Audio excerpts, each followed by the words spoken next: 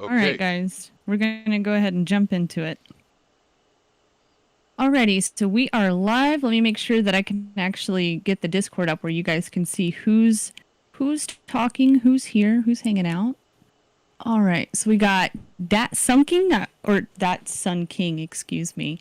GFI, Mike Remain, and TC Timichanga. So we're all here. The main gang is here.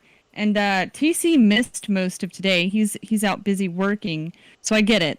I almost missed today, even though I had an alarm set to watch live. I'm nervous, guys.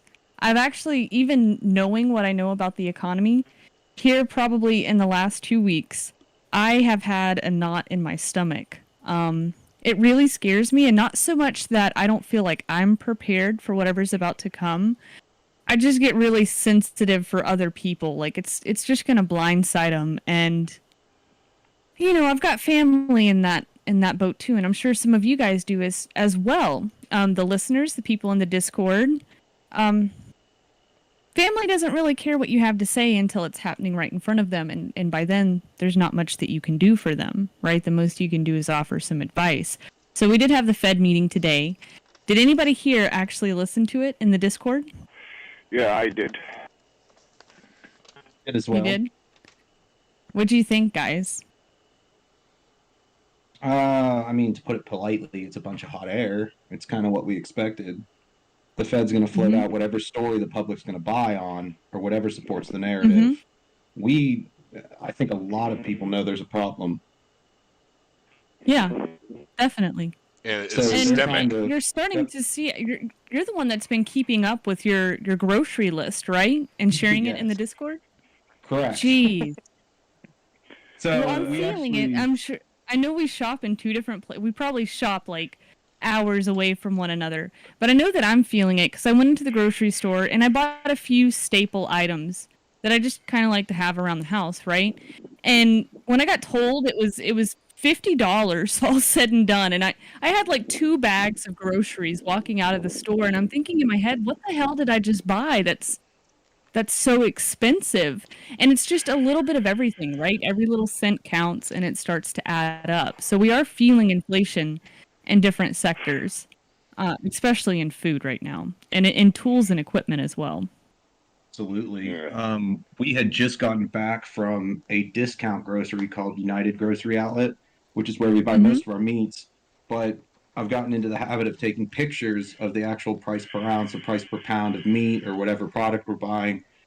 Pork chops, as I just described in the chat, within the last 14 days have gone up 12.5%. And that's at a discount outlet. I normally track through Walmart, which is very close to me, so I can walk there. I normally buy the same stuff there. Just off the top of my head, Coke Zero, the 20-ounce bottle that you normally get in a gas station, has gone up 23%.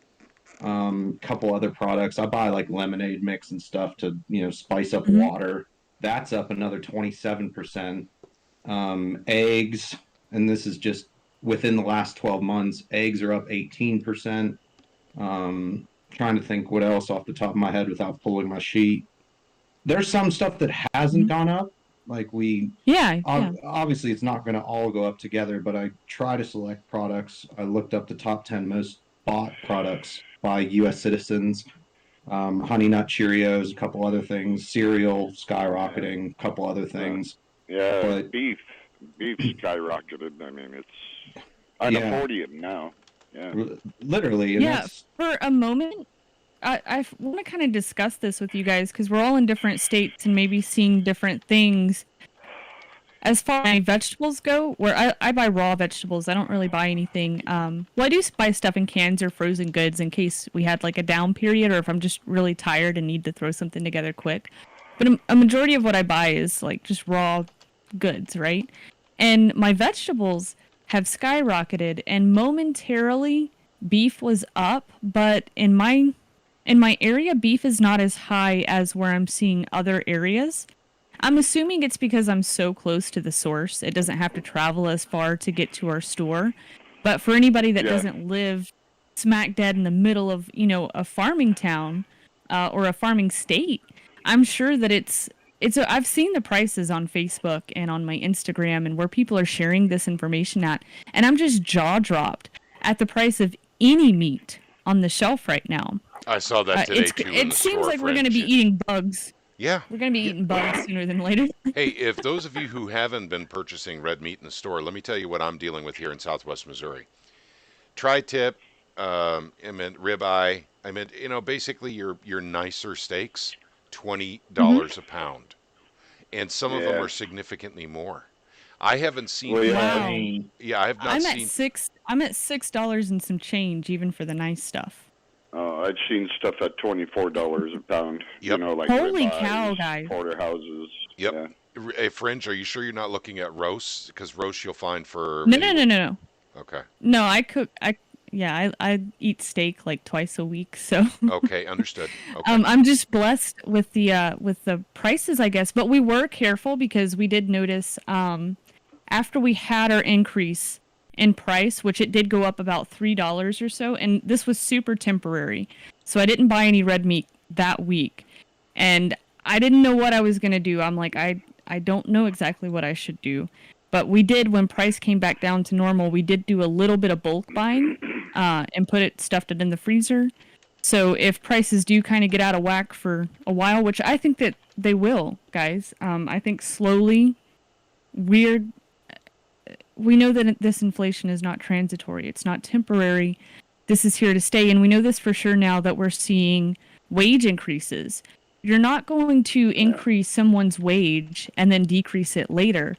Also, there's the idea floating around where there's people out there that think that they know it all. So the wage increase is temporary, and after so long, the new people being hired will have a lower wage than those that are there. And I don't believe that this is going to happen either, because people actually need incentive right now to go to work. This stimulus that we've been talking about, it's just kind of the slow introduction to UBI. Right? Like, when do we break the point from, okay, this is just stimulus for people that might need it, to once a month we're going to be sending you some extra money? Yeah. And they'll call it UBI. I mean, we're getting ready for it. Sure. It's already started, Fringe. It's basically families with kids. They are getting $300 a month per kid from the federal government.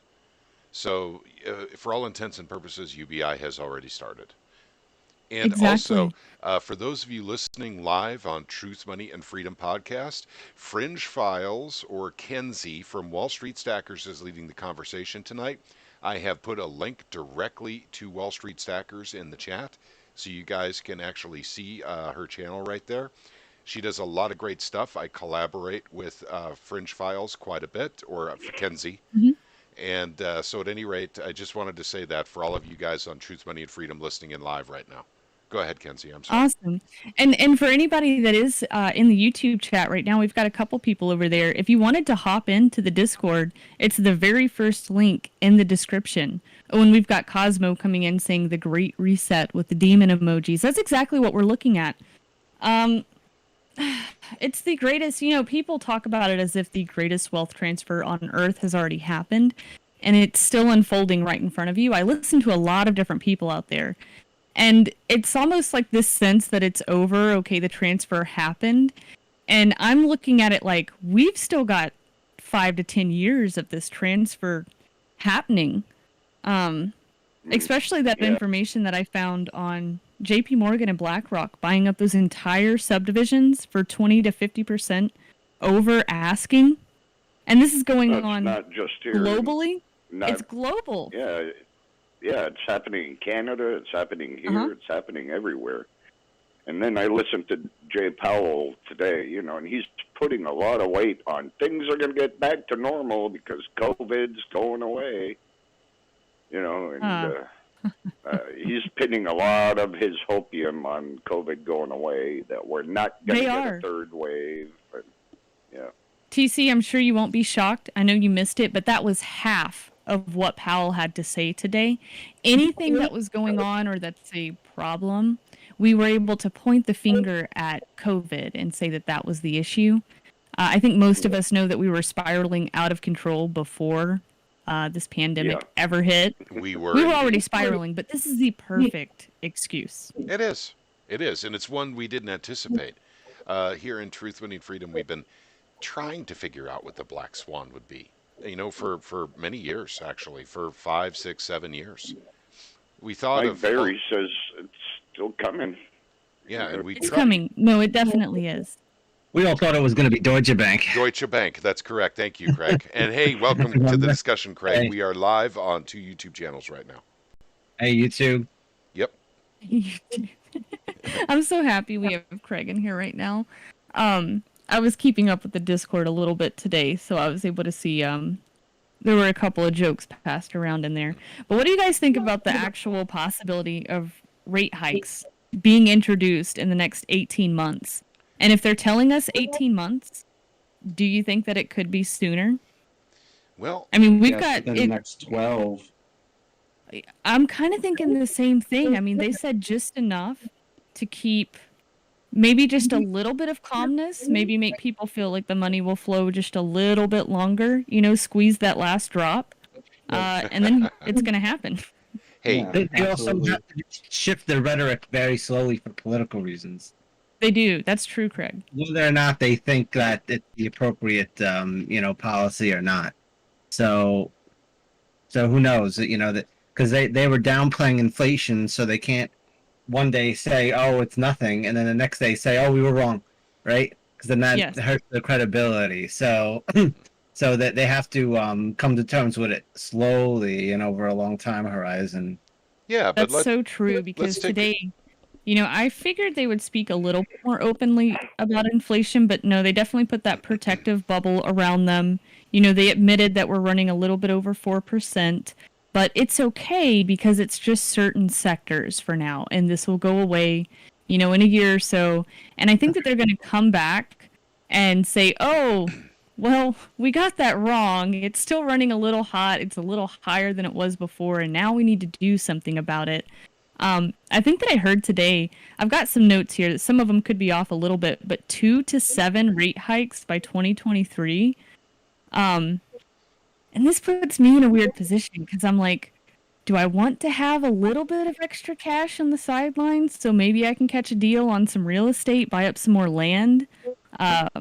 Hopefully land around me because I don't want to travel too far. I don't want to own something far away from me. But if a deal came up around me, I want to make sure that I could pay in cash or even just be able to put that 30 to 50% down payment on it and see where things go from there. Another thing that kind of makes me nervous about that, though, is this is really going to benefit the big banks. I mean, now Sure. that we see that they are buying these homes up, the nation of renters thing, it's becoming a real reality for people. And I think that this next crash that we get, they're going to come in bigger and stronger than they did from 08 to 2011, 2012, when they started buying up homes then. This is kind of getting out of control. And I don't know what to tell people. Because I would not buy a home today. But what ahead. if home prices never correct? No, that's what I'm scared of. I actually got yelled at the other day for the video that I made. And basically, what the advice that I gave people before I, get yelled at again here, if you actually watch the entire video, the best advice that I could give people was for them to go buy 1 acre to 5 acres, just land, doesn't have to be super desirable, just something that you can pay in cash, right? Doesn't put that big of a dent on you. You can maintain that. And if home price is correct, then okay, go get a home. You need to put a sizable down payment on it, though, because I'm not a big fan of paying interest. But I would say go get the home, and you have some land, right? But if home price is never correct, okay, well, now you at least have a couple acres that you can build on, put a trailer on, put a tiny home on, whatever you can afford to do, at least you own something. Well, I'm looking at the situation a little different. Even if they did 7 rate hikes, that would be 1.75%. And at the current inflation rate, which is, they're admitting 4, but it's really 12, it's still negative. And by the time they implement those 7 rate hikes by 2024, the soonest, what might the actual Interesting. inflation rate be by then? A lot That's a higher. good than it is question. today. Yeah.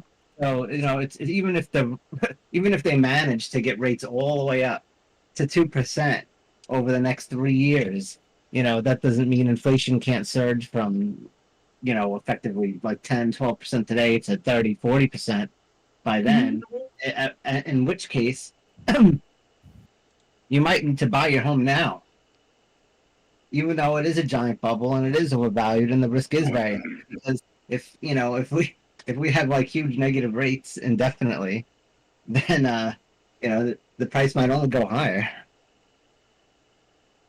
I mean, Yeah, that's true. I would just be scared of it personally because, okay, if you were forced and you felt the need today, I have to go buy a home today, I would literally go find whatever junker. Like, it would literally be a piece of shit because of pricing today. But I would literally just go buy something for like $60,000 to $70,000. I wouldn't even want to pay $100,000 today, which is almost impossible in this market. But realistically, the newest statistic that came out is people are paying like $380,000. That's the average cost of a home for today's prices. If you were to go and get a 30-year mortgage on that and it took you 30 years to pay that off, you're paying almost $1 million in interest. That's insane. Even with interest rates being as low as they are, this is why I would just advise to, just go buy that land, or look out of the country. Go look somewhere that's not here. Well, a home is a liability. It's not an asset. Exactly. It doesn't produce an income. Yeah. Unless you rent it and you could create positive cash flow, and then so that's another thing. Like, I cited this example today. People were talking about home prices in, say, the year 2000, for instance, right? Homes were like, maybe $200,000, and today maybe it's like 400. So it doubled in 20 years. But gold times 10 went up tenfold. So it's actually like an 80% loss in against gold. And then when you could factor in that you're paying 2% property tax for 20 years, there's another minus 40%. So you're minus 80%, minus 40%. Now you're negative 20, and then you didn't even get into your maintenance costs and your utility bill, and so it is. Even though the nominal price goes up, it's still a depreciating asset once you factor. Always. Yeah, you don't make money from living in your own home. No, you don't. If you live in a home like mine, I guess you can save a whole bunch, but with the way that everything is cost today, I mean, it's not like you can put a lot of savings back. I don't know if I heard this right, but this kind of did scare me. And keep in mind, I'm taking a quote from Kudlow. I don't know why he was on the television, but he was. 50 basis point rate hike by the end of 2023. So it didn't sound like a tiny jump to me. It sounds like if they decide to move forward with this, I think it'll move pretty quick. Where do they meet up at? Is it Jackson Hole that they'll be meeting? Is that in August? I don't know. I almost expect to hear something come out whenever they visit Jackson Hole and see what happens then. Well, I'm pretty sure that it all depends. And it's going to be transitory, but if it isn't transitory and it just keeps on going, they're going to have to raise rates sooner than later. Yeah, they've put themselves in this corner, right, Mike? Like, either way, it's so bad with where we are today that it's just going to create a worse issue later. And a lot of people wonder, there's half of the community out there or people out there that think that everything's fine and the Fed has got this under control. And then the rest of us are like, this is so bad, just let it fall today. Because if we don't do it today, we're going to be wrecked when you decide to let this happen. Just inflating the problem. And Powell blamed all the inflation on supply chain disruptions. Everything. He blamed inflation on every pile of money out there, looking for a home. So that's what's caused too much money chasing too few goods. He didn't even mention that. I mean, of course, he didn't want to mention that. No. I mean, they were very careful about what was being said today. You know, everything is scripted. Yeah. They won't throw them any curveballs ever.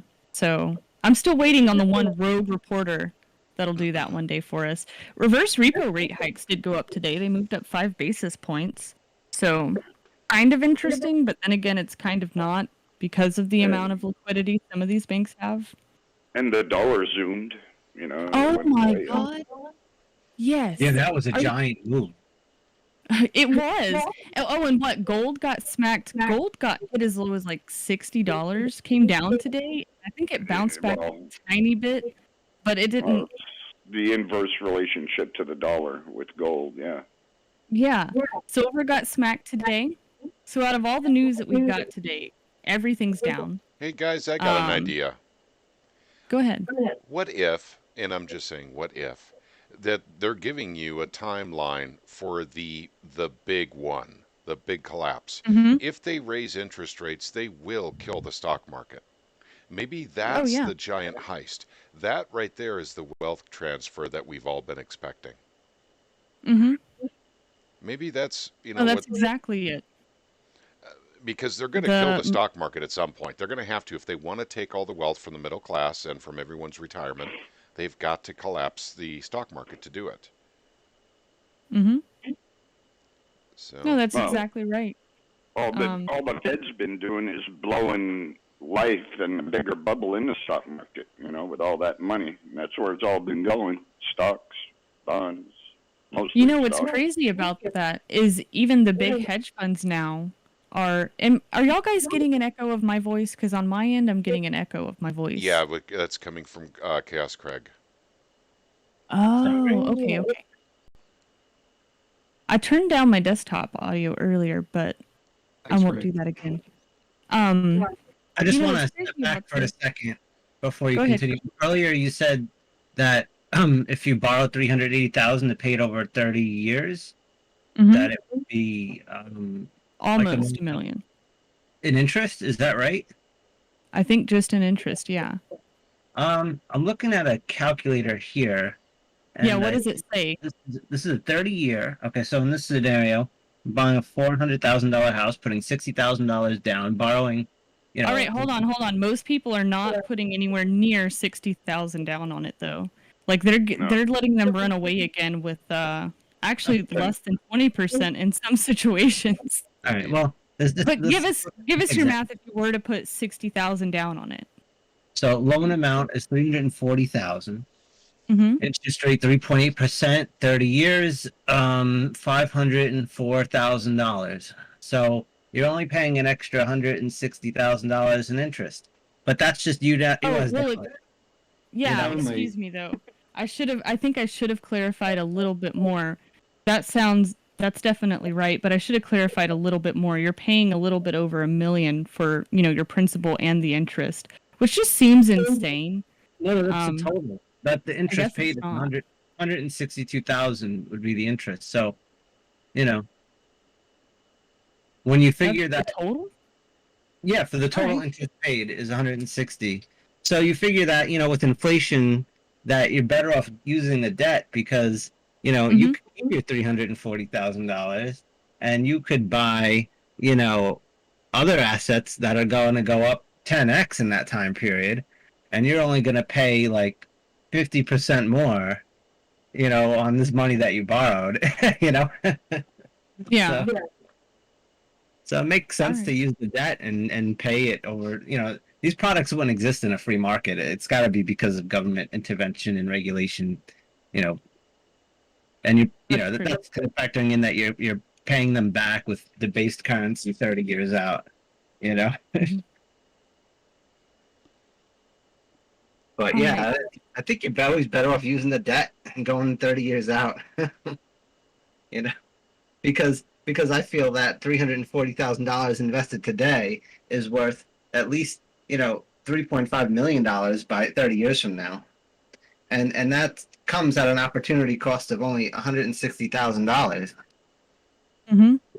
You know what I mean? So. Hey, I'd like to bring in a comment right now from Think You Can on the Truth, Money, and Freedom podcast YouTube chat.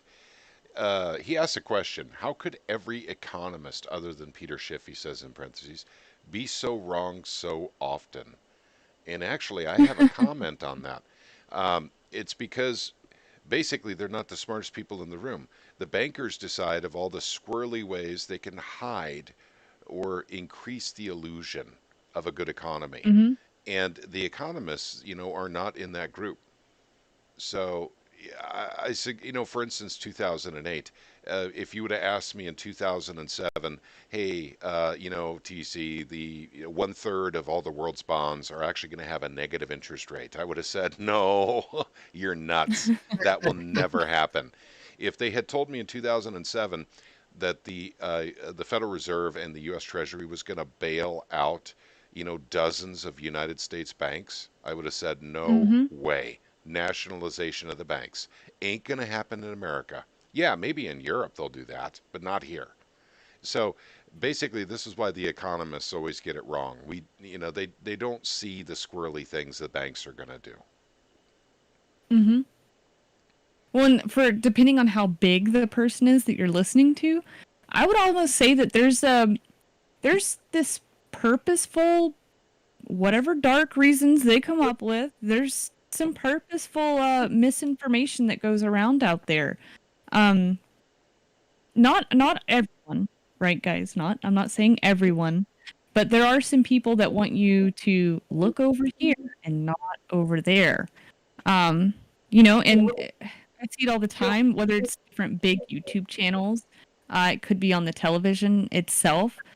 I There's some misinformation there. Hopium, I would say, is what they want to give people, so people feel better about the investments or choices that they make.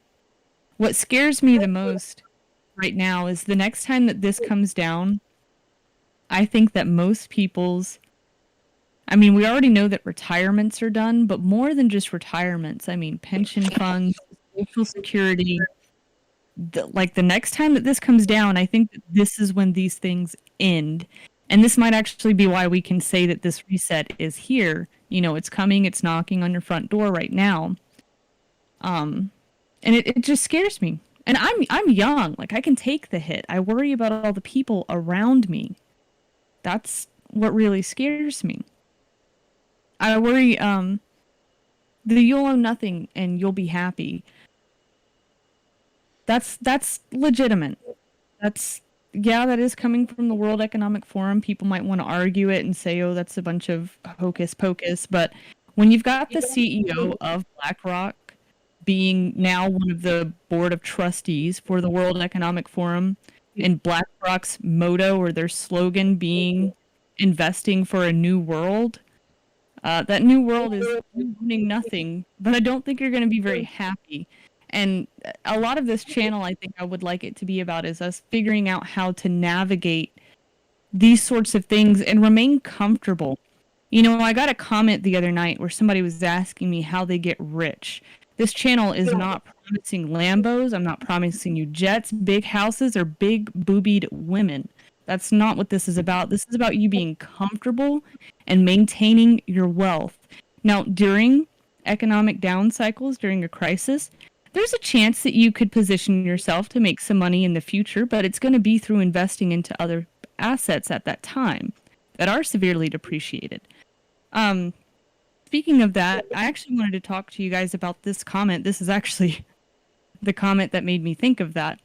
I actually just got it yesterday, so it's kind of long, but bear with me, and I want us to dissect this together because it kind of irked me the wrong way. So somebody says, I was reading the other day an article that was recommending to buy gold and silver. So I'm thinking, okay, good. You want some gold and silver. But they're expecting prices to explode to $50,000 and up to $1 million. So first of all, I don't know what article he's reading. I don't think I would ever promise anybody even 50,000 an ounce for gold. If it's like that, I'm not coming outside. It's pretty bad.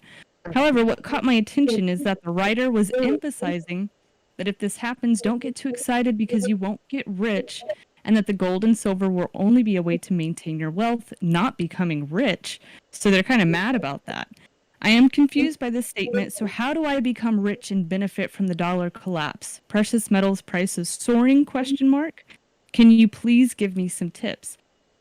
I'm never going to give tips on how you get rich. That's not what I'm about. I'm not going to promise you all these things that might or might not happen. The amount of manipulation out there is insane. And the best advice that I could give you is, keep your savings in gold and silver. I think that you need to have a little bit of crypto as a hedge against your hedge.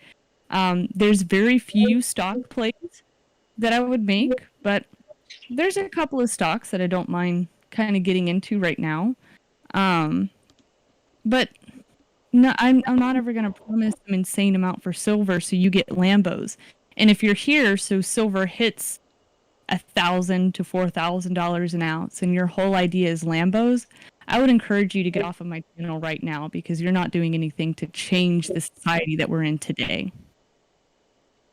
Well, what gold and silver is looked at as, or at least it should be, is storage of labor value, right? Everybody's looking for a dollar price, and if silver reaches 1,000 an ounce and gold reaches 50,000 an ounce, like you said, we have much bigger problems.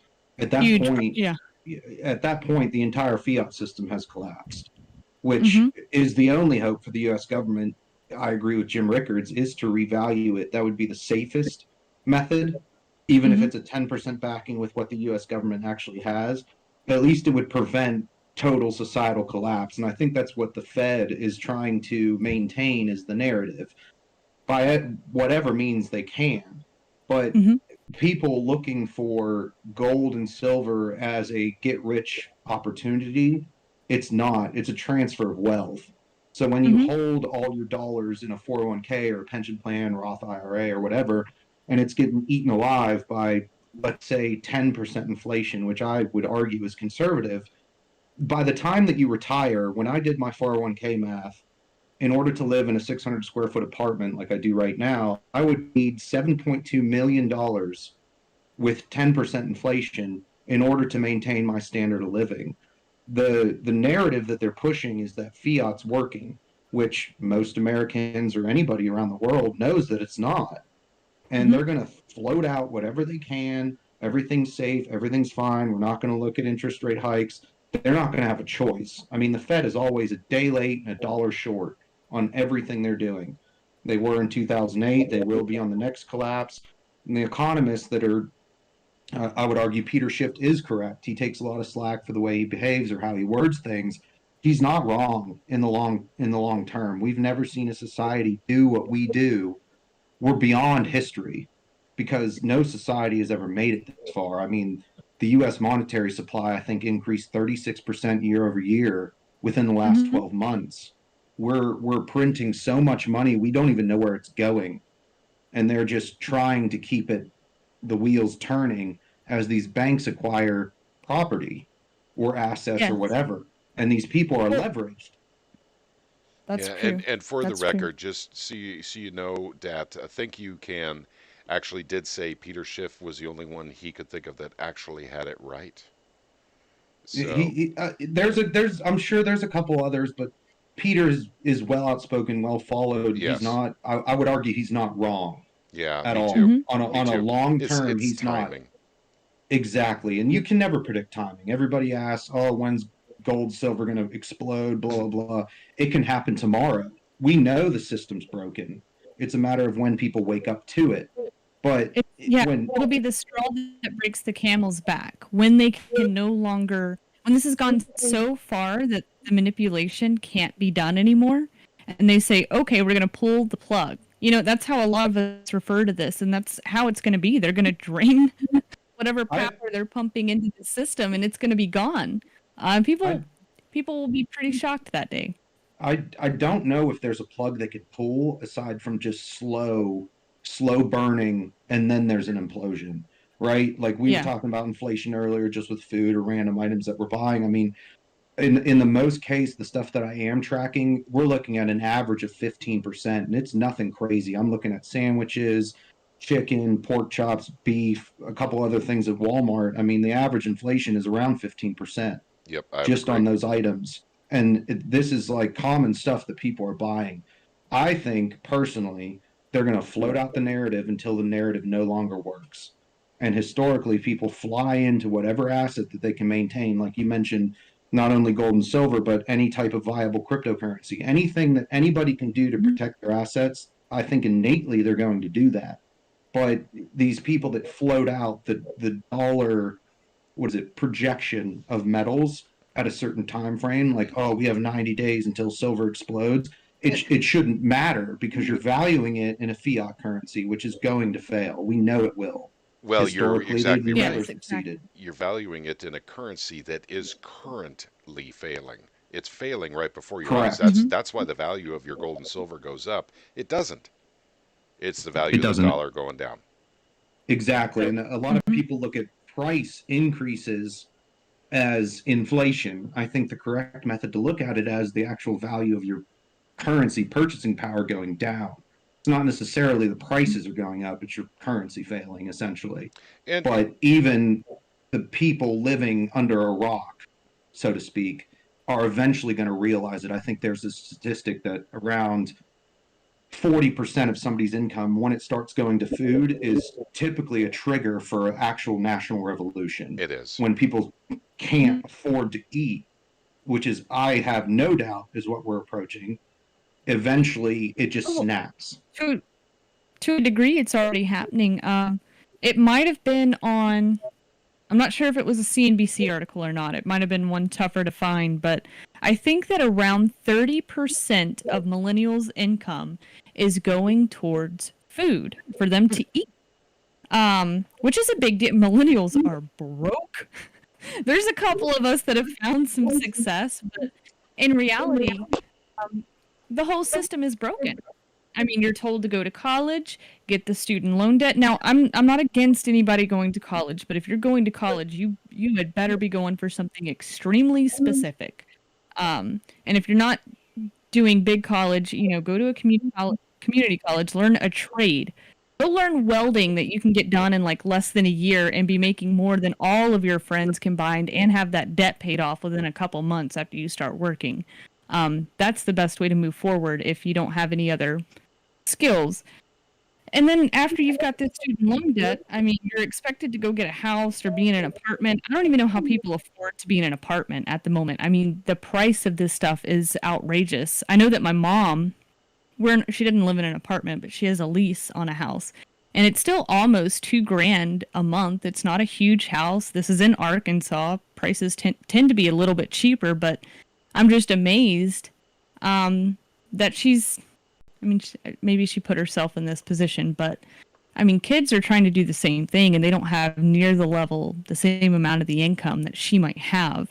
So it's just sad. And that's why I get scared about these pension funds and Social Security, guys, because it's you got to feed into it, right? Everybody's got to feed into it, and that's not done anymore. Yeah, I mean, you do have to believe in the system in order to contribute to it, unless it's against your will. Like Social Security, the U.S. Treasury announced that it's going to be defunct by 2035. Like, they're openly telling us this stuff is not going to be there, or it's going to be either extremely devalued, paid out at 70% of contribution or whatever, on top of being wiped out with inflation. They're being relatively open about it, but you have to go dive through their websites and go through their. It's not going to be headline news, but no, it's covered up. You got to go look in a dark closet to find that info. Yeah, and a lot of this stuff, I mean, this is all opinion between all of us. This is not financial advice, but once you start looking into actual inflation rates versus the returns on a 401k, it's negative, essentially. You have to make consistent returns year over year until you retire in order to be in a more beneficial spot. If you look at the actual math and how long a recession lasts, I mean, typically during a major recession, it takes about 10 to 15, maybe 20 years in order to recoup those losses, while banks sweep up everything, right? You can't make your payment, they seize your house, foreclosure, you name it. It's a game. And by buying crypto, precious metals, or whatever, you're exiting the system, essentially. You're putting yourself in a position where you're protected no matter what. There's no counterparty risk. It's exactly. Yeah, that's not necessarily true with crypto. The counterparty risk is becoming governments wanting to, tax at a level of like 70% of your profit of crypto. And that's not just here, that's Europe as well. It's now it hasn't happened yet, but there are proposed tax increases on cryptocurrency Mhm. capital gains. And by the Yeah. way, Lord Humongous is here as well. He wanted to say hello. He's in the Truth, Money, and Freedom podcast stream, and he's saying hello to Fringe. All So, right, cool. I actually want to give a shout out to somebody in YouTube here, Scott. He has zero debt. He's a millennial with over 2,000 ounces of silver. He's nice. got 10 ounces of gold, 4 to 5 tons of copper, and 2 trucks. Round of applause. If I had a little button that gave you a round of applause, I would definitely be hitting that button multiple times right now. That's amazing. And speaking on governments regulating crypto, that used to be my number one fear, but I'm actually, some of you might disagree with this. I'm not so scared of that anymore. And the reason I'm not so scared of that is because of the giant billionaires out there that are wanting to get into this. To a degree, I think that we're going to see regulation. And I've said it over and over again. I hate regulation. But the moment that there's more clarity in the crypto space, you're going to see hedge funds jump in like head first.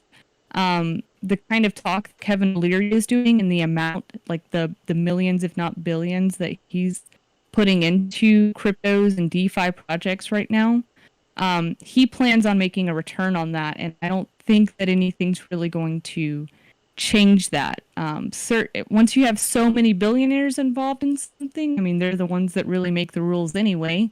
So I feel a little bit better about regulation. I think we might have some kind of temporary struggle, but if we do, I'm going to be buying more crypto probably than I ever have if we go through some kind of struggle. Yeah, so maybe it's temporary. Yeah, just temporary, I think. And, right now I actually only keep my portfolio around 2% for crypto. Um, Maybe it'll grow over time. My income does slowly grow over time, so I might feel comfortable putting a little bit more in later. But it's just 2%. And honestly, guys, even just with that 2% over a couple of years, that's really helped me get into better positions for gold and silver or guns or whatever kind of stuff, I want to buy and feel the need to have. So, I know a lot of people give me crap for being into crypto, but trust me, I'm kind of, I started out as, oh, it's a bunch of stupid people. Let me make some money off of what these stupid people are doing. And then after I grew to understand more and I can see all the places where crypto could benefit you, especially privacy coins, I became a bit more involved into all of that. And anytime that I do have massive gains, I take that off the table and I put it into something that I will likely need later. Yeah, and I It's think just that's one of the my biggest. motto. I think that's one of the biggest benefits. Like I was huge into crypto in 2013, kind of got out of it after the big run up and Mm-hmm. stuff like that. But I think a lot of people, not only with gold and silver as a zero counterparty risk, but like you said, privacy coins, people are going to be looking to hide their assets, preserve their purchasing power, their labor value into anything that they can. And yes, cryptocurrencies are volatile. You shouldn't look at it as I'm going to get rich overnight. It's more of a avenue to protect your wealth in whatever sector you can. I Mm-hmm. highly advocate both.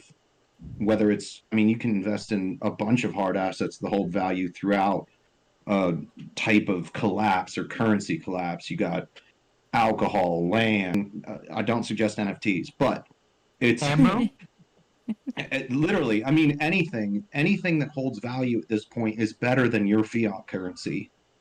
Mm-hmm. I There's actually did notice that ammo price went down today, so that's something I'm probably going to start routinely buying again.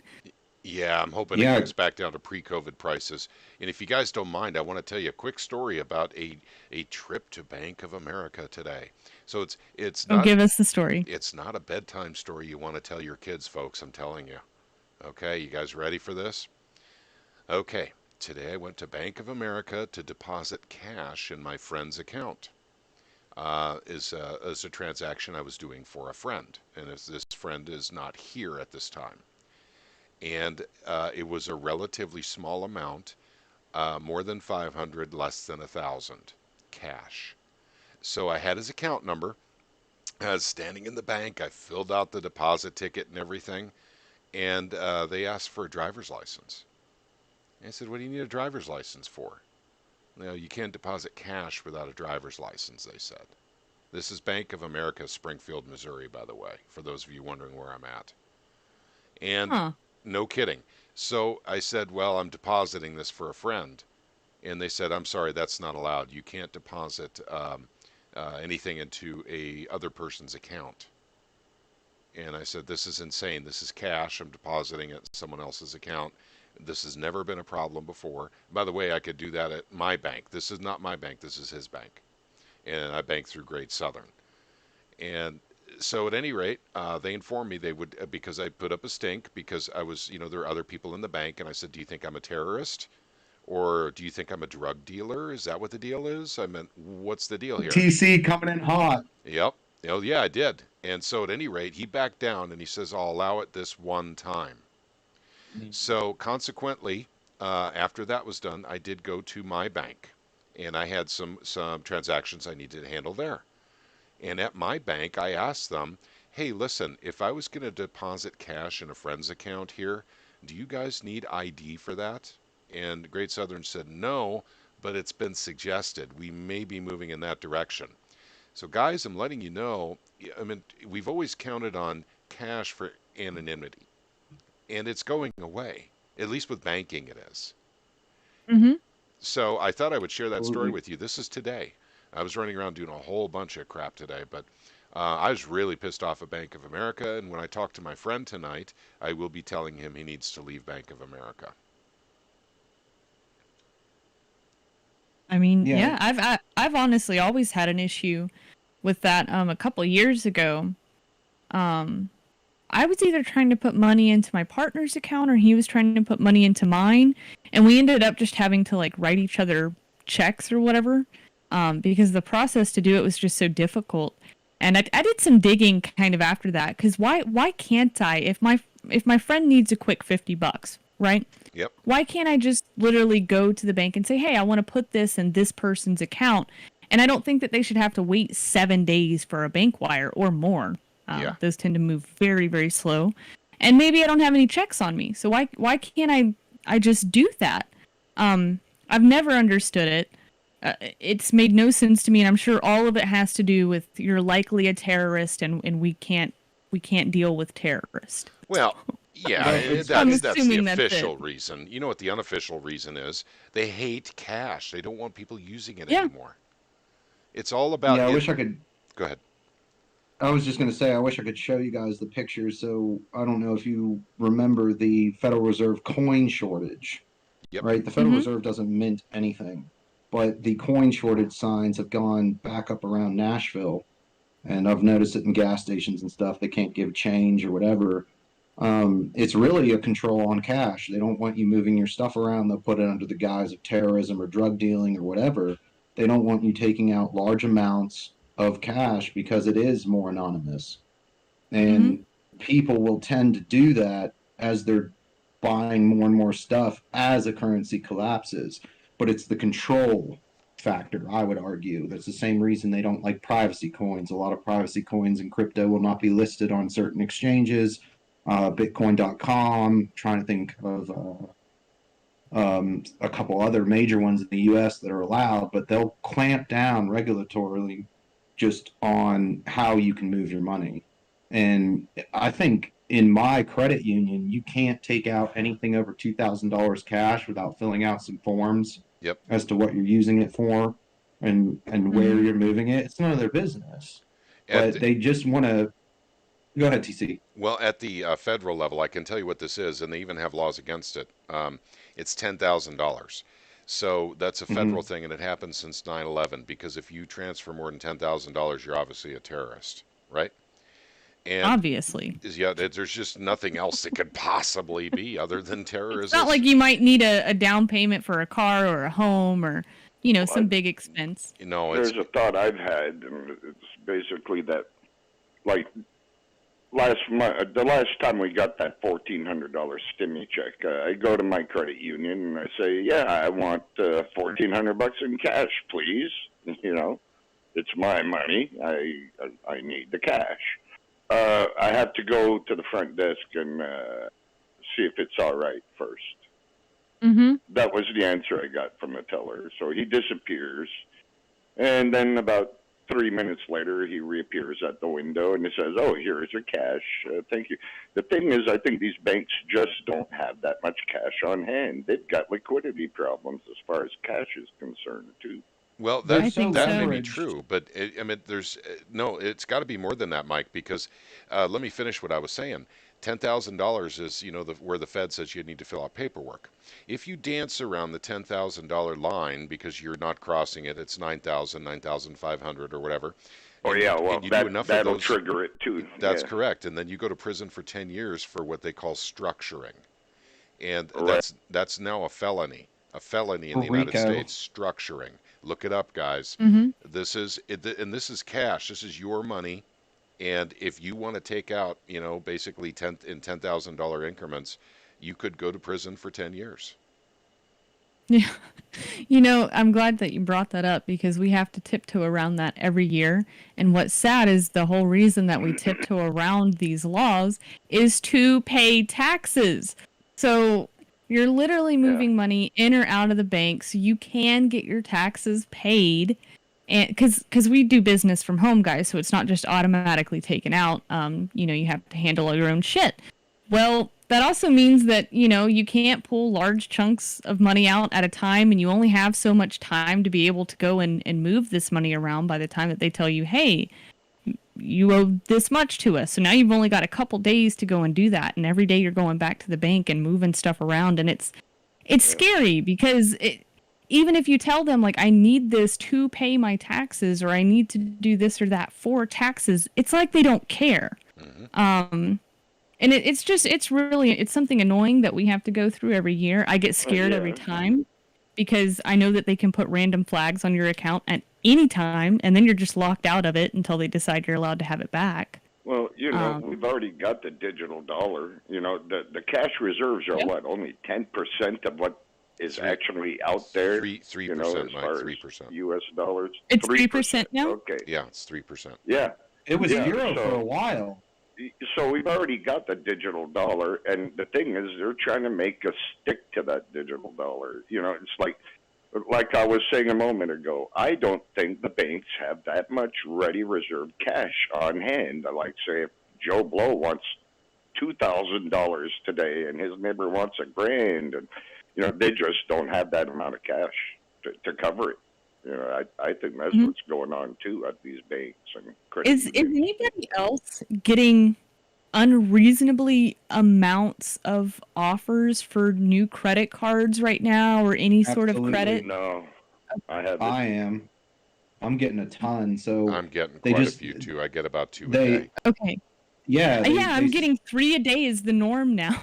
They want to extend loans as far as possible because that's what keeps the system going. You loan that's it what- out indefinitely, and these people are on the hook, and people don't see it. Like, most people cannot manage a credit card. I think the average credit card debt in the United States is around 10 grand, and that's how they make their money, off the APR or whatever. People think Well, it's free cash. It's all debt. Yeah. It All of is. it, yeah. Yeah, and Well, look, people, I mean, the Federal Reserve is issuing all sorts of debt left and right now. There's all this debt that, they want to give out. So, yeah, they're going to be sending out as many credit card apps as they can, yeah, sign them up for it, and you're on the hook for all of it. Yeah. Yeah, it's Oh, already yeah, and cash. I personally know people that go through, just revolving debt, just getting credit card after credit card after credit, and just keep racking it up until they're literally not allowed to do anything anymore. Surprisingly, I have an amazing credit score. Like, my credit score should not be as good as it is because I have one credit card that I've never even used it. It was one of those where you put $200 and secured credit card bullshit to get you started. And my credit score it's actually around 780. So I think it's just from paying Well, all of my subscription type things on time and bills on times. well, So Fringe, there's going one up, more element and now, too. Uh, yeah, go ahead. because of COVID and all the bailouts that happened, they Yep. increased everyone's credit score by 50 points. I was After, just about to say that they yep, changed the FICO rules, yep, so now everybody is more eligible for what they're offering. yep. It's not the Yeah. fact that they're more solvent; it's just the fact that they changed the rules. Hmm. So they'll No, that's send part of what everything. that's part of what surprised me is because I've actually only been starting to build my credit since after the COVID hype, because it was just recently that I had got a couple months ago I had gotten that card. Never used it, just had it just in case sort of deal. And I noticed, okay, it keeps slowly going up. Now I have added some more bills and some more, subscription type services, so I'm sure that's getting counted in. But as far as other people go, I'm sure that they're taking every offer that they can. Because what really surprises me right now is how I could literally jump from the $200 secured card to like the JP Morgan Chase fancy card. And I'm just like, really? Y'all would let me go from here to there as if you don't know if I'm responsible or not? Like, this is They don't insane. care. Yeah, they don't care. Like, it feels like we're going back to what happened right before 2008, and it's strange because ninja cards. It's all about that ninja card. Ninja, no income, no job, something like that. Yeah, Yeah, good no credit, no income credit, yet. bad credit. But yeah, no, I'm glad it's not just me because I'm getting 3 emails a day. I'm getting text. I don't know who the hell is texting me. I don't trust that at all. But I'm getting like text alerts on it. There's every time I go to check my mail, I've got like 5 different offers. Klarna, that Klarna service, whatever they do, I've never used them. Actually, somehow sent a notification to my phone. Like, I've never used them. But it came up in my notifications tab as if like a tweet or something came up, or if one of you guys messaged me, it was like in the same tab. And Klarna was just wanting me to go get anything and use them for the 4 easy installment payments. And this is actually something I make fun of often because I see like cheap t-shirts or sunglasses or all this China-made bullshit that people buy now. You can use Klarna and, make a couple payments on it. And I'm thinking, if you don't have $10 to spend on this crappy pair of sunglasses, then you don't need it. 4 installment payments or not, it's sad that we're using credit for smaller and smaller Yeah, purchases. Beast, isn't it? But but you're looking at an illogical market logically. So people have had this entire marketing scheme shoved down their throats for all they've been alive, and buy the newest, the greatest, whatever, keep up with the Joneses. They can't afford it, but they can't act like they can't afford it. They're gonna buy whatever, and as they make minimum payments with whatever 26% APR, they have the item, right? They just make the minimum payments. It keeps up the illusion that they're okay. And I think the point we're going to arrive to is you're not okay, and you're going to have to face the music, which I think a lot of this podcast is centered around. Is it doesn't make sense, but eventually it will. And a lot of people are just, a lot of people are prolonging the inevitable come to Jesus meeting, essentially, because you cannot, if people ran their finances like the US federal government, you would either be dead or in prison, because you can't do it. That's so true. It's mathematically impossible.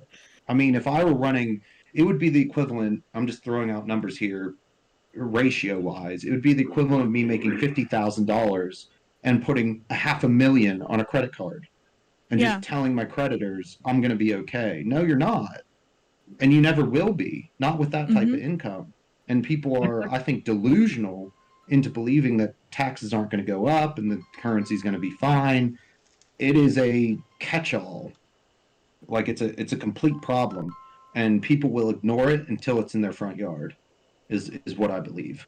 I think you need someone earning 50,000 and they owe 50 billion in Exactly. I mean, you're racking up $500,000 a year, owing another 5 million on top of that, and you're just negative every year consistently. I mean, what creditor is going to eventually give you money forever? Nobody. And we're just buying our time. Same with the Fed meeting. Same with any of these economists that are coming out saying we're going to be okay. It's all transitory. Everything's going to be fine. It's not okay. We know that's not the case.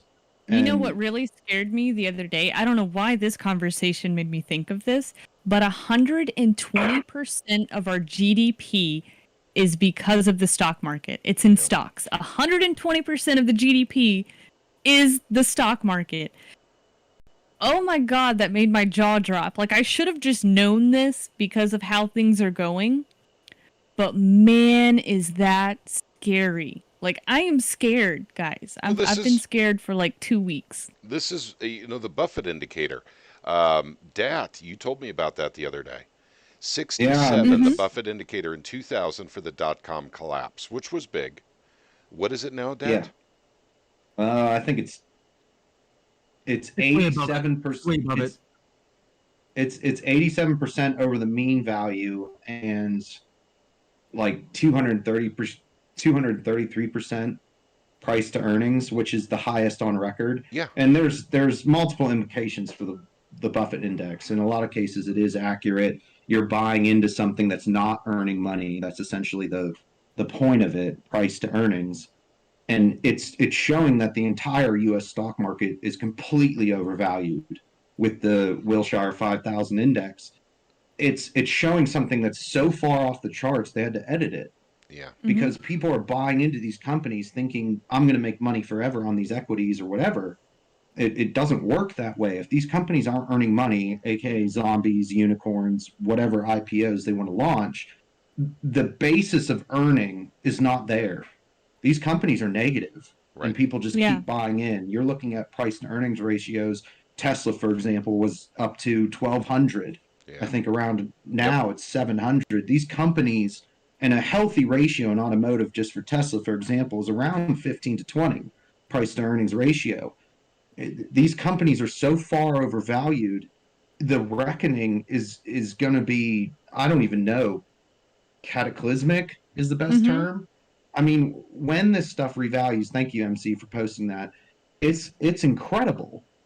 And people think it isn't a bubble. In my mind, there's no question that we are in one. It's a matter of when does it stop? And really, the answer is when the Federal Reserve raises interest rates and stops asset purchases, which they will have to do indefinitely. Otherwise, you either continue this and we go into hyperinflation, or you default in your currency and then you go into hyperinflation. There is no safe either or output. Yeah, exactly. There's no safe output. And they're going to continue the narrative because it's comfortable. It's not their fault. We didn't predict this. It's not our fault. That type of thing. They're going to project it, I believe, into this Fed Now digital dollar, which is going to be out in the next 14 months. They're going to circle the wagons, force everybody into this. Congratulations, you're now being paid with this app. Please download it, type of thing. It's going to be very, very interesting. But we're in a point now, market valuation wise, that is literally off the charts. Yep. It doesn't make any sense. And we're expected to believe that this is correct. This is the way it should be. It's become like it's almost like we're institutionalizing the market madness now, because this is the way it's supposed to be. Irrational exuberance. You know that people are still saying that this can be the start of a bull market, guys. This is going to be the start of a bull market in stocks. You're so right. That's pretty much what they say.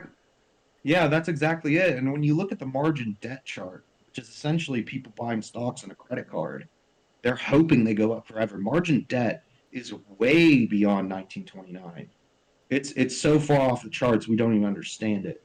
These people are just taking out loans, HELOCs, whatever, credit cards, buying stocks, hoping they go up forever. They don't. We know they don't. And that was the biggest mistake of the 1929 collapse, is everybody took out margin debt, hoping this stuff would go up forever. And when it didn't, not only did you lose your initial investment, but you were in the hole. Yeah. So congratulations. JP Morgan calls you and says that you owe $650,000 on your $100,000 investment. Yep. And that's really what we're headed towards, and that's already where we are. I mean, Did you the say margin... like legitimate debt slave at that point? Because if that happens, most people don't even live in a home that costs that much. If you add it in the car, it doesn't cost that much. Like the net worth of people today is so low, if it even exists, because if you have any debt at all, I don't think that you have a legitimate net worth. But say JP Morgan calls you up and they're like, hey, you owe us $600,000. And you're just drop because they could take everything that you have and that still wouldn't be enough to pay him back. That's insane. Yeah. I mean, that's exactly what we're headed towards. I mean, they're gonna essentially seize all your assets, which you probably don't have enough. But a lot of these trading apps, whether it's TD Ameritrade, Robinhood, or whatever, they don't go into how margin operates, and a lot of people won't look into it.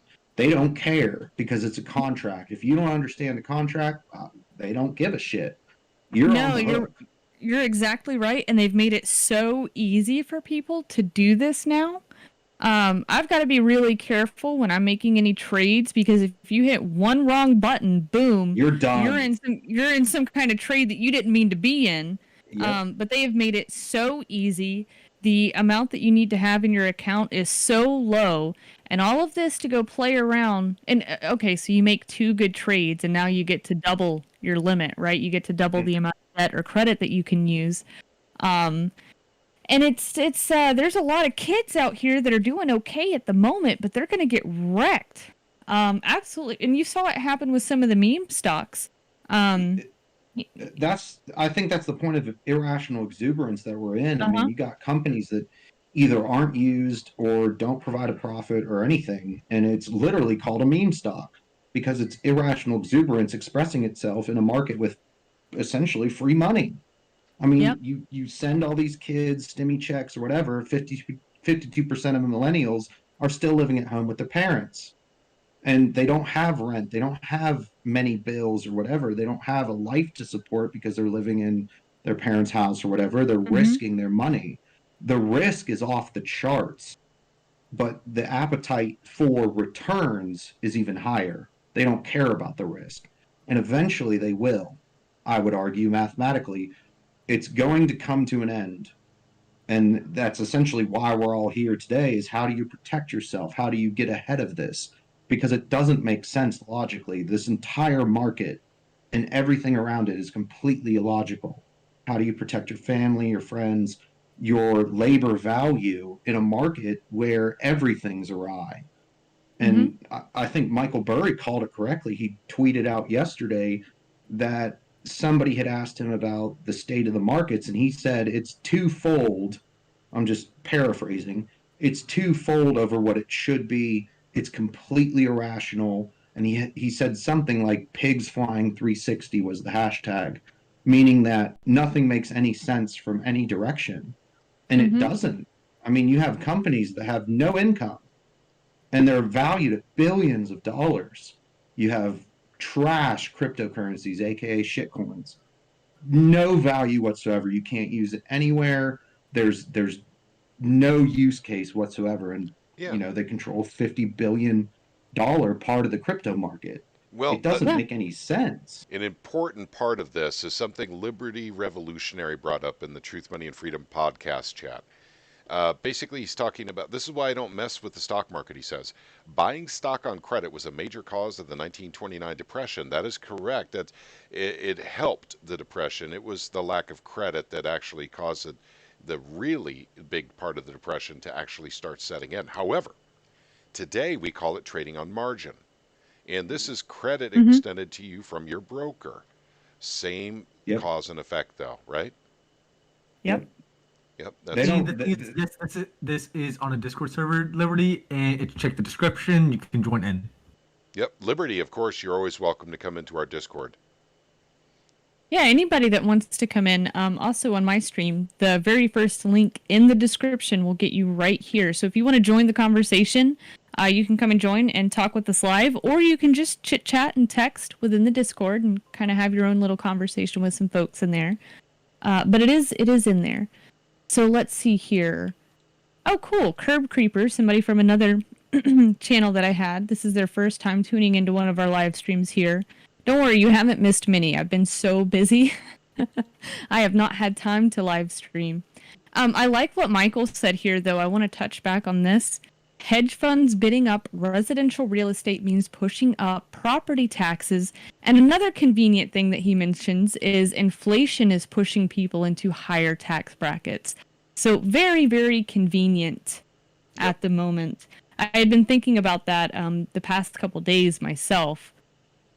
Because it's not always fun to get moved into a higher tax bracket. I think that we're still pretty far off from being moved into another bracket. But, you know, buy an RV, just buy an RV. Like, and you just got your housing done right there. Let's pay. No, you don't need to worry about the property taxes. Just buy an RV. I would say that being pushed into a higher tax bracket is not a really big threat because incomes are not keeping up with inflation. So no, they're not. But for someone like us, where well, that's Bitcoin. You know, they want 70% of your Bitcoin now when you sell it. Yeah. Honestly, I'm not even as scared of the crypto as I am just running your own business. We're sitting here thinking, like, when do we need to up, you know, what you're selling products for? Because it's not quite time yet, but at the same time, with the way that people are spending money, it's like, well, why not test it out and just add another $50 to $100 on something and see if people pay? Yep, there you go. That sounds so terrible, but I mean, you have to keep up with inflation yourself, so it's not like you're ripping somebody off. You're just trying to keep up and keep the roof over your head. You're running a business. You're pushing it to the consumer. When raw material prices increase, you're not going to pay for it.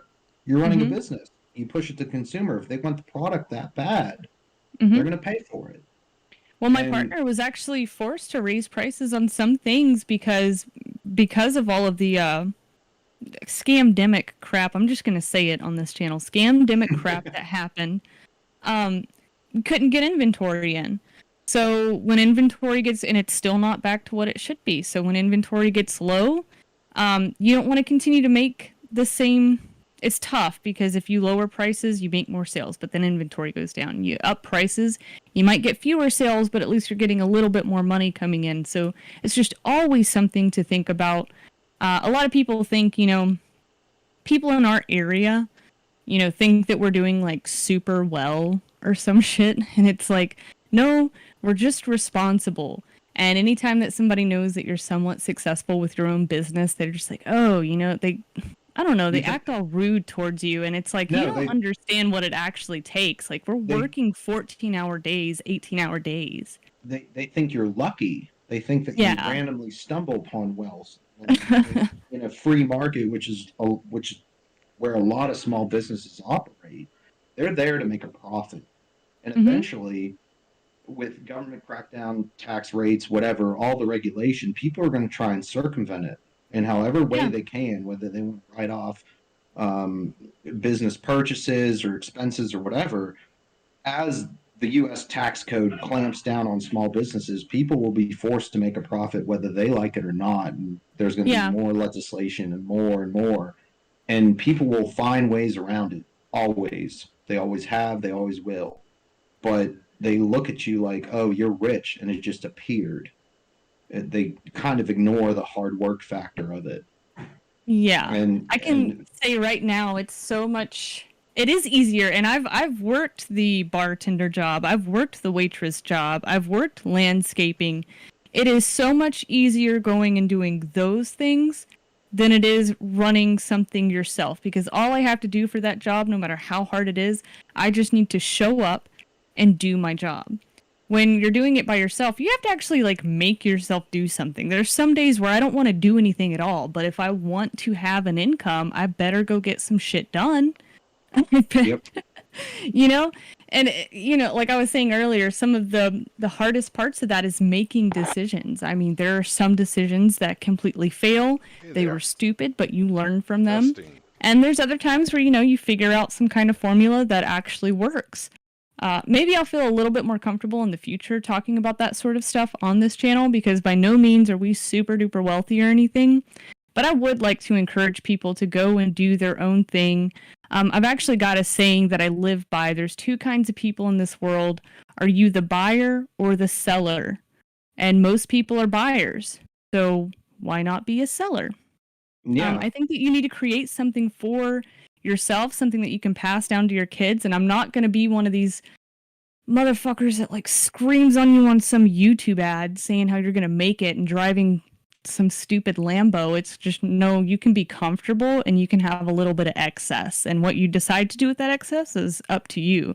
Like maybe in the future I'll be comfortable talking about that kind of stuff, but at the moment I don't think we're too comfortable with that kind of stuff just yet. Yeah, I mean, at the same time, if a market's stupid, you can make money off stupidity. Exactly. If a market's smart, you can make money off intelligence. What remains of a free market in the United States, granted with small businesses being absolutely stumbled out by government regulation, people are trying to piece together what they can do, what is allowed. And that's one of the credits I do give to human innovation. They will always find a way around regulation in order to make a profit or survive. Always. And then eventually more legislation gets involved, whatever. But people are out there to make a profit, provide a service that somebody wants, they pay the money, and everybody wins is the essentials of a free market. What we're looking at essentially in the United States is government wants a piece of it. They not only a piece of it, they want most of it. So they're eventually going to stifle innovation by regulation is my opinion. They're going to stump it out to the point where nobody wants to do it anymore because it's so difficult. And I'd argue it is already to that point. Nobody wants to create anything because you have to have an LLC. You're going to get sued for everything. It's become so difficult that why wouldn't you operate outside of it? Yeah, no, I can admit we've had those periods just this year on, just seeing the direction of things in the future. You wonder, will you be able to keep up with the idea of taxes going up? Even if it doesn't necessarily affect our bracket, does it increase cost of the goods that we need to buy? Does it, what does it do for other people that are out there? You just start to wonder, you question yourself on, can I remain successful? And instead of getting that determination to go out and do better, you really don't have that anymore because you're like, oh, I start doing better and the government wants a little bit more and a little bit more and a little bit more. You're so right on that. You're hitting the nail on the head. Without incentive, there is no innovation. And it's when you press humanity and force them to innovate, that's when they do. But when government steps in and says, I want, your piece of the pie, people eventually say, this isn't worth my work. No different than, I don't believe in minimum wage at all, but when you're providing a service and you're not paid for it, you quit your job, essentially. If you're making a company so much money and you say, hey, you're not paying me adequately, you're out. And I think the free market operates in a lot of good ways, but we don't have one here. It's kind of like, how do you circumvent what's being pressed upon me with my own business? I want to make money. I want to provide a service. I want to create a product, whatever. There's so many loopholes. How do people get started? The thing is, this goes back to things I wanted to say before and what we're talking about now, which is the video that I have, where TC, if you were to grow up, you can see a Magi, which is what we're all trying to discuss here, which is translate into freedom, or as it was used back in the day, as an exemption from debt and obligations. And because back in the day, when you were a debt slave, you couldn't do anything. So unless you got an Amagi or a certification that you cleared all your debt, so you can no longer be a serf or a debt slave, then you can actually participate as a citizen.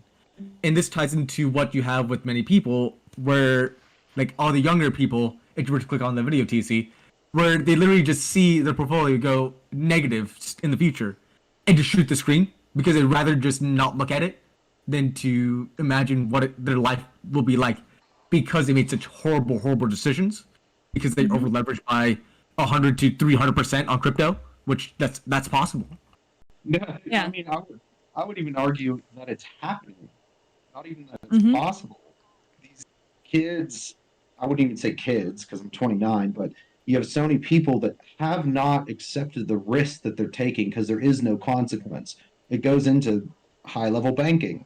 They're taking it's risks. treated like a game, right? Exactly. Like the whole It's a thing is kind of casino. treated like yeah, there you go. So that's probably the biggest reason older or younger people don't take it seriously, because it's not something that you can touch or feel. It's a game that you are playing.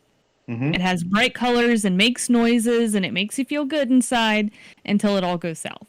Hey guys, Exactly. if And you we're don't mind, real quick, I would really like to welcome Liberty Revolutionary into our voice chat.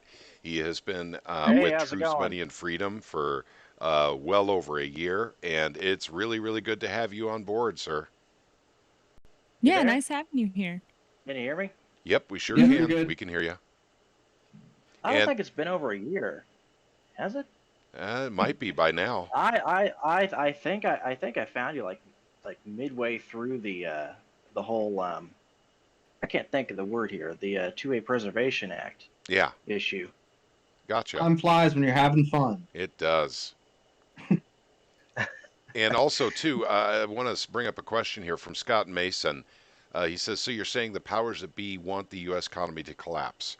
Scott, it's a little more complicated than that. What they're doing is initiating a wealth transfer.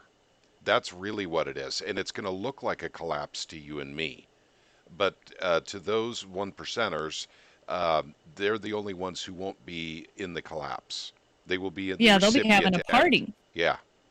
So, Thing is, yeah. the inverse of that is if you were to click on that video, which is what was actually happening in 1940s, where it had Huey Long go against FDR during FDR's second inauguration, which was around the time of World War II, where he wanted to share the wealth with everyone from J.P. Morgan, Rockefeller, and all that stuff. Now, although we hate that, we're still having signs and starting to see these types of narrative come out again. And no matter how you want to slice it, this is a form of a wealth transfer. You have the wealth transfer where it is hidden, where it's based on market structures, and you have one based on political choices. And either way, it'll still go back to the wealthy. It's just that you don't know who is wealthy, and based in making your arbitrary choices will make it even worse. Hey, but you know what? Go ahead. You will own nothing and you will be happy according to the World Economic Forum. that's right. You will own nothing and you will be happy. Well, that's the point, isn't it? Anything of real value will be owned by the 1%, and we'll have all the debt currency. The 99% will have all the debt currency, but everything of real value we won't have. We will own nothing. I think they're getting and we'll ready be for it happy. very soon, TC. Yeah. JP Morgan sitting on $500 billion in cash. A lot of people got thrown off by that headline because, they also mentioned inflation in the headline. They are letting you know that they are getting ready for something epic. Epic. And knowing that they're buying homes and different real assets that they can make money off of forever. No, JP Morgan's buying homes too. Okay. And they did back in 2008 and through 2011, the Federal Reserve actually had JP Morgan and BlackRock made an agreement with them. That's why they're allowed to do it today. They were buying up homes, foreclosed homes from Freddie Mae and Fannie Mac. And now they're still allowed to do it today. But now they're not just buying those courthouse auction homes. They're going up and buying the newly built stuff. So this is telling me, holy cow, at the moment, they're probably only buying these homes to help prop the market up, kind of like how BlackRock is the front runner for the Fed, buying up bonds right now. They're waiting for something epic. It's going to get here, and they're probably going to buy up a ton of real assets when that day comes. That's why I'm actually concerned about the interest rate hikes, guys. The big banks, these people are being pretty open about what they're doing. They got a better idea of what's going on than I do, and I'm going to watch what they do pretty closely, because that lets me know this is coming down pretty quick, maybe sooner than some of us expected. Yeah, The thing is yeah. that, honestly, if you look at the message that I just posted about the entire, Windows 11, you can see that you can run Windows 11 without any hard drive or space at all, which means that it can run an entire OS just from like using Wi-Fi. And do you know how important this is, or like how big this is? Yeah, it was predicted. In fact, Microsoft's been talking about this since literally, I think, Windows XP. That you would turn on your computer and it would connect to the internet and load your operating system and memory. Mm-hmm. That's the same thing as a local network, but on a global scale. Mm-hmm. The thing is, this goes back to our ideas about you will own nothing and you'll be happy. Yep. Because guess what? You don't have a real asset. You don't have a real hard drive. You have no security.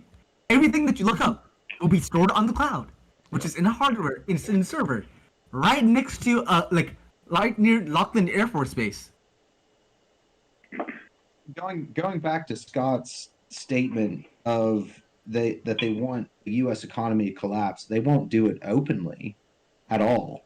They want to position you in a spot where you're vulnerable, and they'll seize all your assets. So yeah, and they'll find something else to blame too. Exactly, they will pick something else, and they will not tell you that the ship is sinking, and they won't. They haven't. Everything's okay. We're recovering. We're going to have full employment. Everything's fine.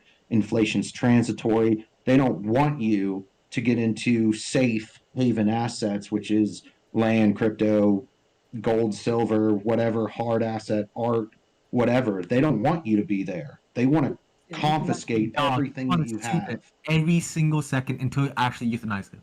Exactly. Yeah. And they're not going to openly admit collapse, but I argue that it's the eye of the storm where we're in the starting stages of absolute hyperinflation.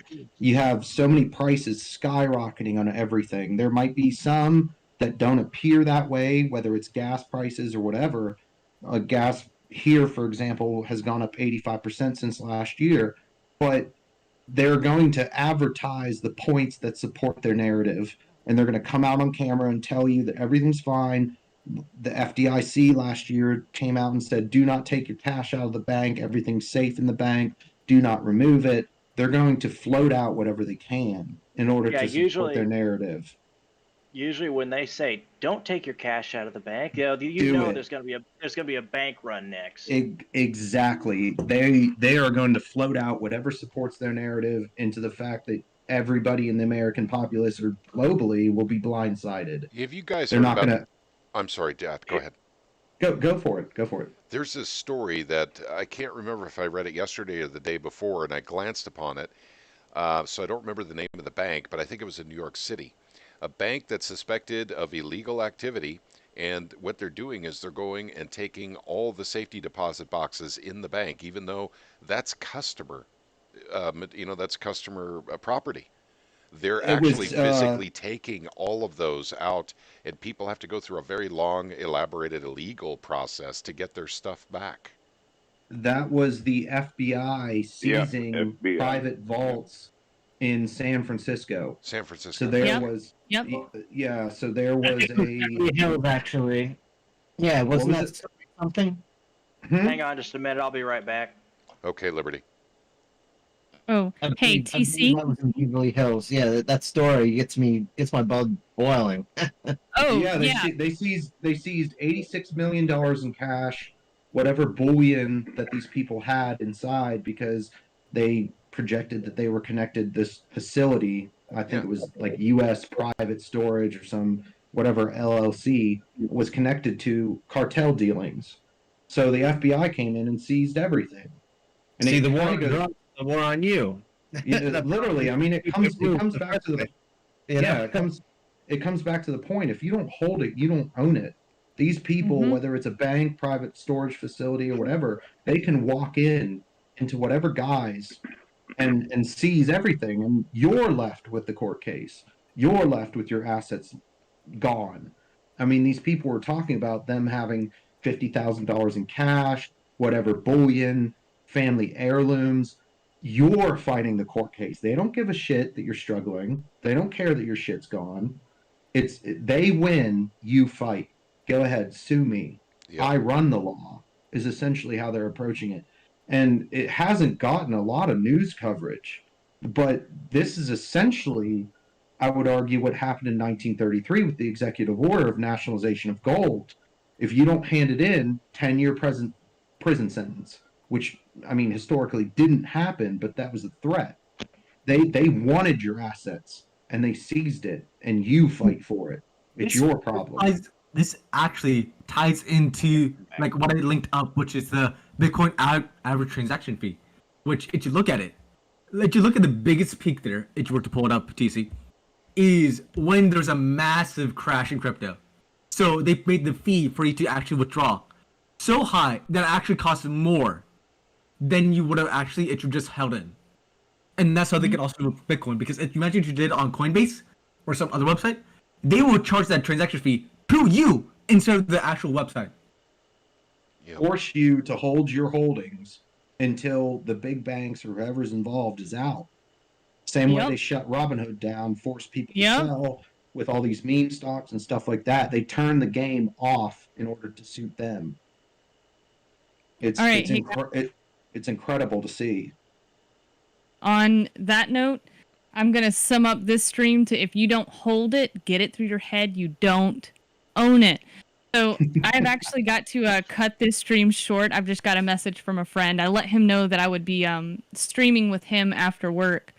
I'll share the channel and TC's and Mike's Discord in Truth, Money, and Freedom. I probably shouldn't mention it actually on my channel. So I don't agree with everything that this guy says, but he wants to talk a little bit about BlackRock tonight and some interesting finds that he has.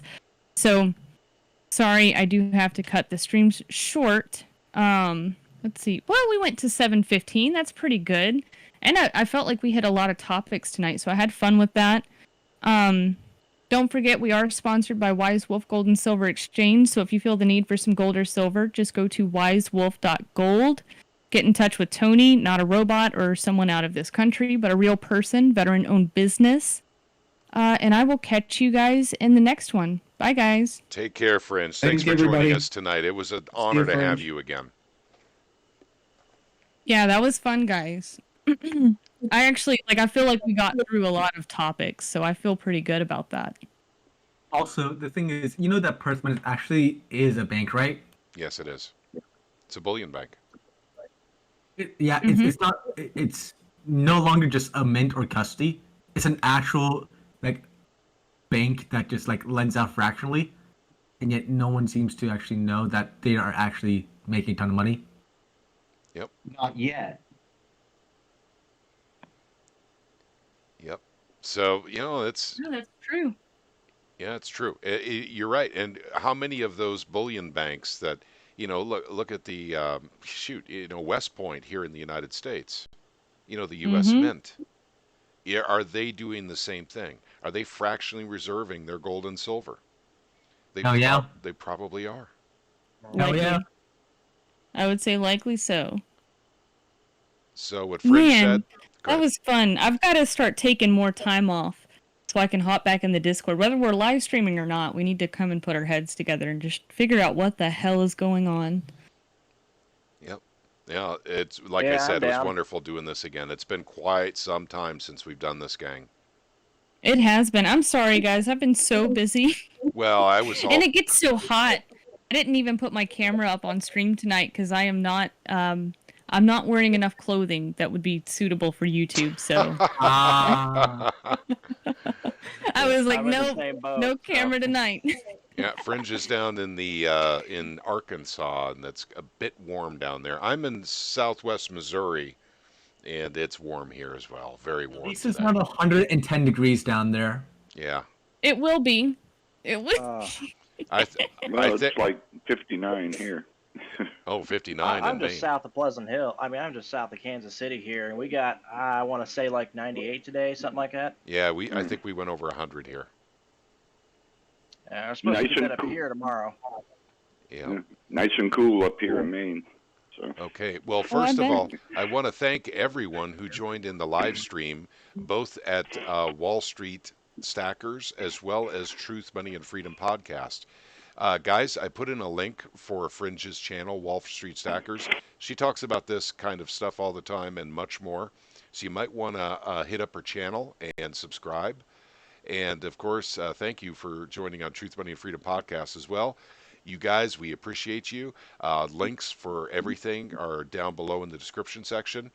So please do join Wall Street Stackers. We're going to be doing a lot more stuff with Fringe again now that I got the Second Amendment Preservation Act work off my workload. So we can do that. And of course, the new channel, Missouri Liberty Alliance. And we'll be putting some stuff on that channel very, very soon. It's taking a little bit more time than I thought, but we are working in that direction. Well, And before don't we forget to visit us on Discord. absolutely, we're on Discord. We're here all the time. You bet. And that's what you guys are seeing on your screen is our Discord server. There's a link down below to come and join us on Discord. Everyone is invited to the conversation. Civil, intelligent conversation happens constantly whenever there is someone in the voice chat. So, basically you guys could come in at any time. It's open 24/7. Of course, I'm not in, or Mike's not in, or Craig's not in 24/7. But sometimes we get an Aussie in, and they're in all night. With our nighttime. So, thank you once again, guys, for joining us. You guys all have a wonderful evening, and may God bless each and every one of you. Take care, gang. Yep. Good night.